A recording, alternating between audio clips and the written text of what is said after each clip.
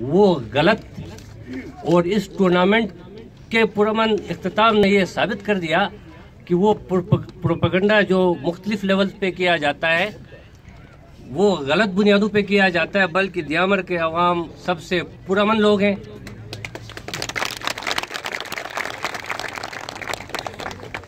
और पुरअमन के साथ साथ दियामर के लोगों में कुछ और खुसूसियात भी हैं।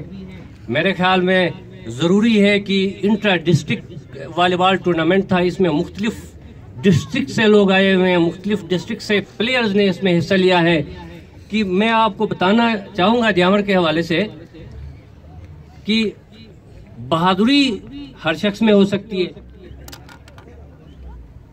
जुर्रत का मुजाहरा हर शख्स कर सकता है, लेकिन जो बेहतरीन इंसान हो उसमें 3 खुसूसियात उस इंसान के अंदर होना बहुत ज़रूरी है। वो जो खुसूसियात हैं वो ये हैं कि मेहमान नवाजी हो,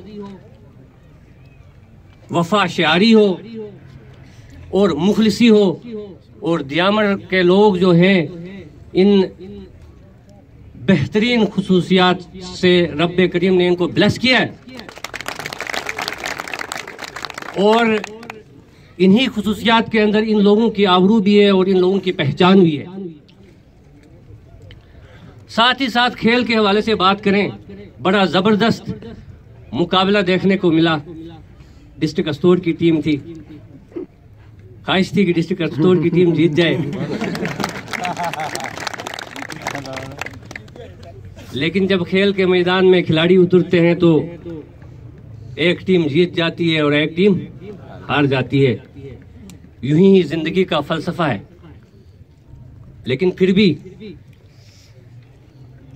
अस्तोर की टीम ने जबरदस्त मुकाबला किया। मुझे बताया गया एडी साहब ने कि जी 6 सालों से हुंजा की टीम जीत रही है।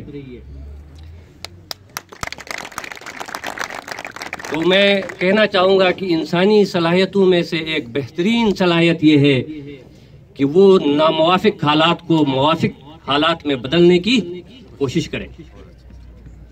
वो जो है तारीकी के अंदर भी रोशनी के पहलू को ढूंढे। अस्तोर की टीम ने नामुमकिन को मुमकिन बनाने की एक जबरदस्त कोशिश की। इसके लिए ये खराजे तहसीन के मुस्तहिक हैं। और साथ ही ये जो हमारे